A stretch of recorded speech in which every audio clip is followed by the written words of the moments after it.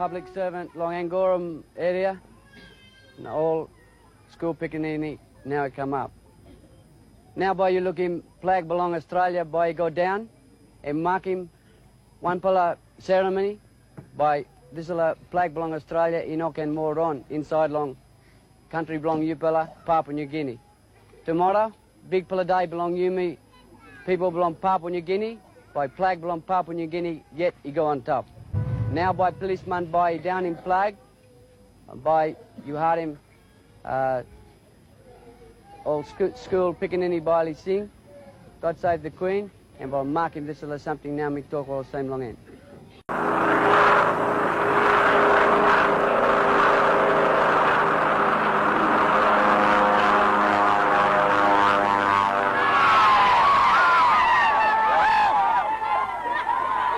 So the Papua New Guinea chapter began on the 16th of September 1975. All corners of the country took part in the independence celebrations by staging their own festivities.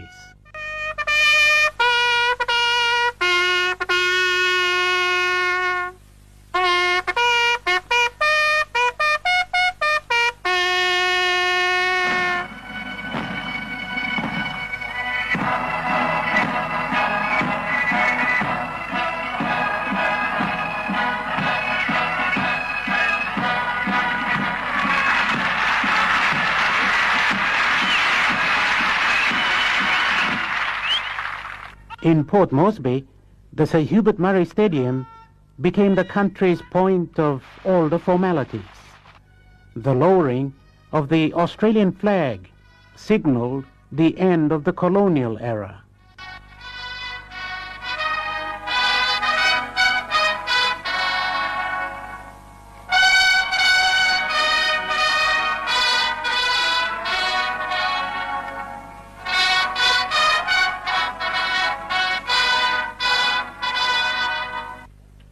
And the rising of the new placed Papua New Guinea amongst the world of independent countries.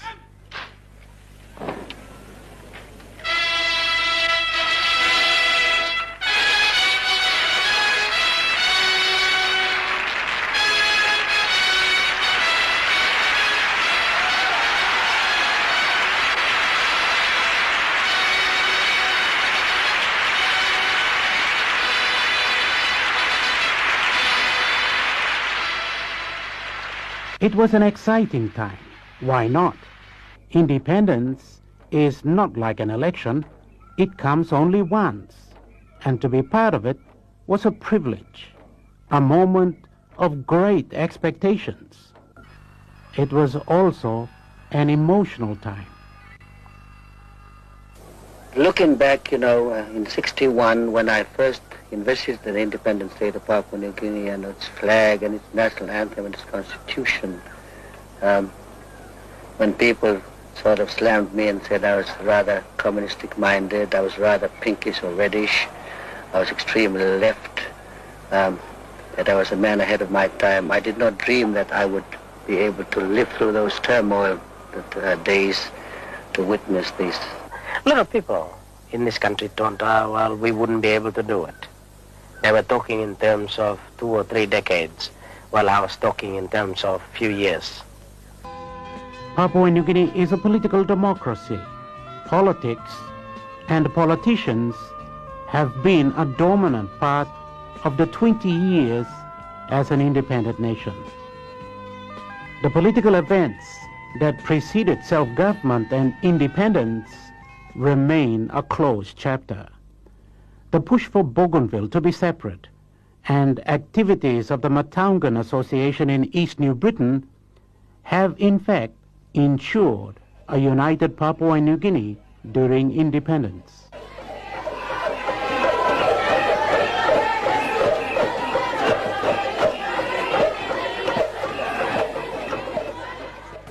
Mr. Deputy Speaker, listen. Now, long this time, if you are right in this permission, long walk you go ahead. That's all suppose.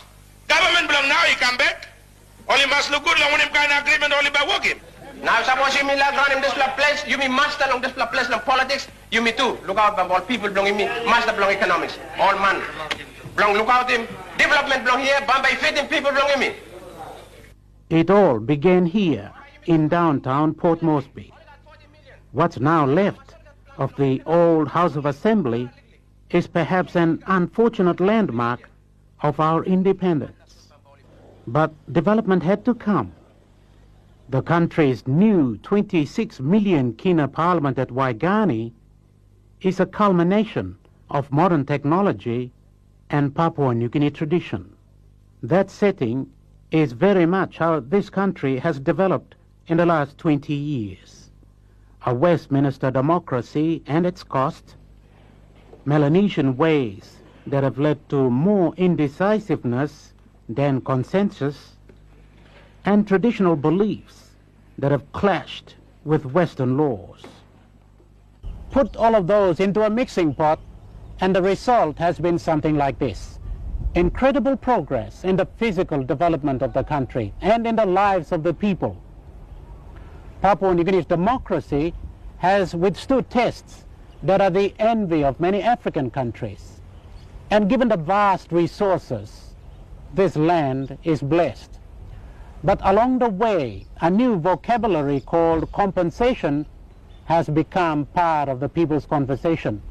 A work pattern called corruption has apparently made inroads into high places. And Papua New Guinea's biggest threat to its future prosperity and stability are Bougainville today and law and order.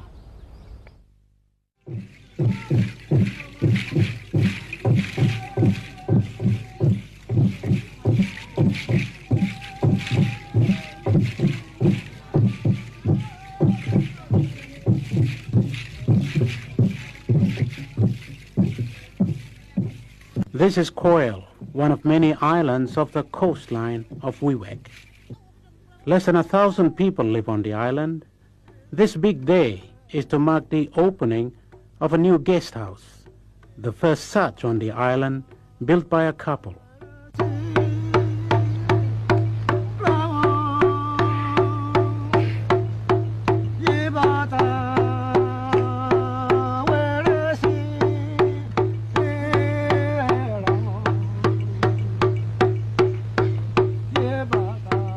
Sir Michael Samare was accorded the honor to open the venture. Mikam also regional member belong Upla. So now too only talk also me were in Nupla at only sim hat long luluai now only give me hat long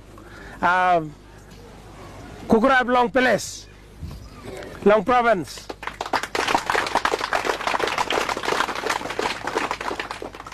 That was one of the first jobs Sir Michael performed as governor of East Sepik. He emphasized the importance of this type of village-based accommodation facility for tourists. Under Sir Michael, tourism is to become a priority and developed as a long-term industry. Sepik only write him long book. All get a book long world finish long tradition and culture belong this la province.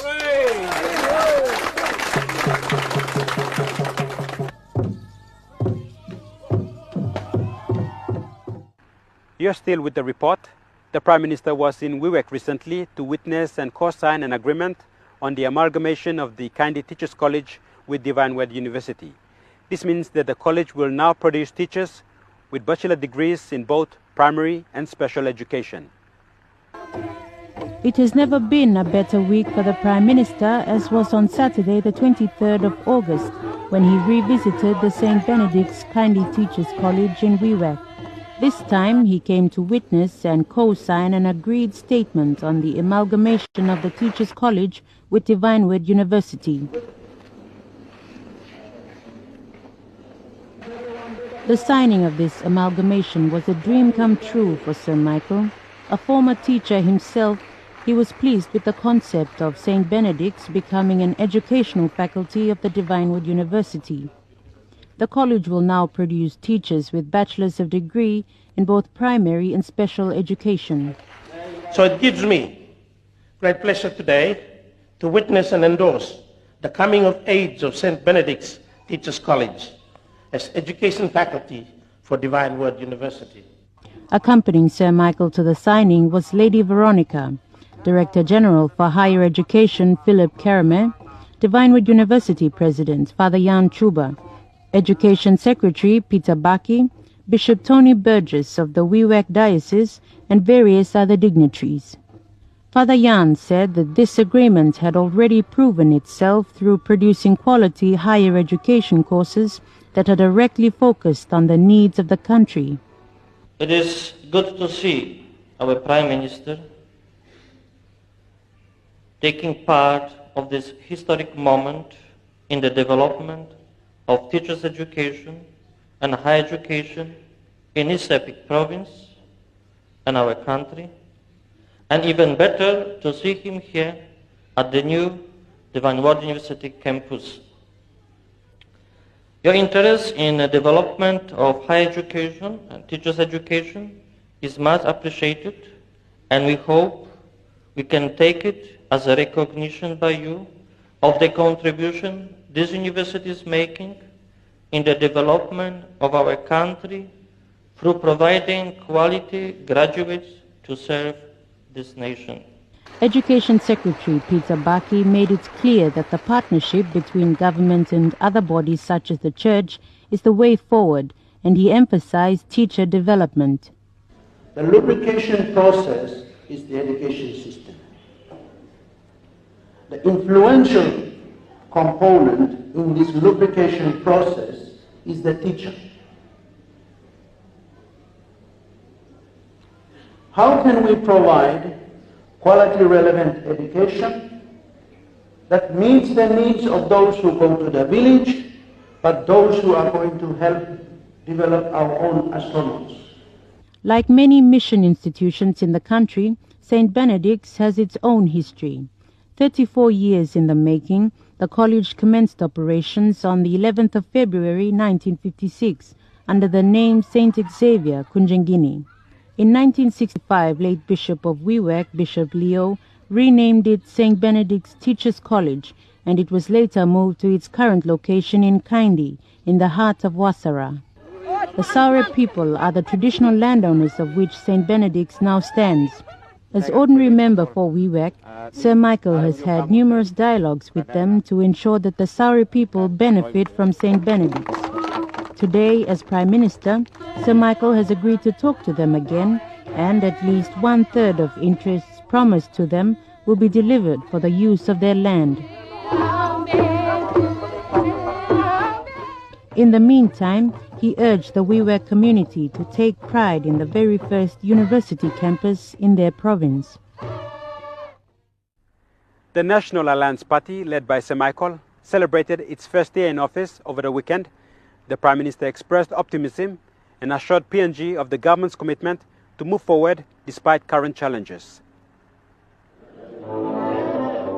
The Grand Palace inside the RH Hypermart was the venue where the National Alliance Party celebrated 12 months in government on Saturday night. All who were invited were from the corporate organizations as a sign of the government's commitment to public-private partnership. You, a country whose democratic foundation. In his official speech, Sir Michael was reminiscent of the 1960s and early 70s when Papua New Guinea achieved political and constitutional independence. There were those less optimistic about independence and claimed with a sense of misguided certainty that Sir Michael and his party would plunge the country into bloodshed and chaos. At the time of the nation's silver jubilee and slowly moving on to the 28th year of self-governing, Sir Michael was determined to come back and, with the help of his alliances, put a brake on the country's deteriorating situation. This was what Sir Michael wanted, and he was pleased with the slow but sure progress of the NA-led government. The Prime Minister spoke in parables when he explained to the guests what is currently happening. After 12 months in the office, the sea remains rough, but we are piloting the ship to safer waters. We can see the sea getting calmer, the rain slowing down, and the wind weakening.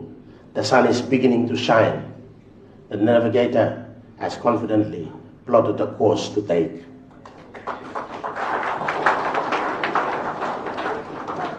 The crew is comprised of seasonal sailors and qualified seamen who are confident in handling their assigned responsibilities and working together as a team to get the ship safely to its destination. The mining industry is expressing unreserved confidence in the country by investing well in new explorations. The fishing industry is increasing its fish money and jobs ashore. The Kina is stable and gaining. I think the key word is stability. You need a government that must stay there for 5 years. You need a prime minister who is the captain of the ship for 5 years without looking at his back. Who's going to run away from him?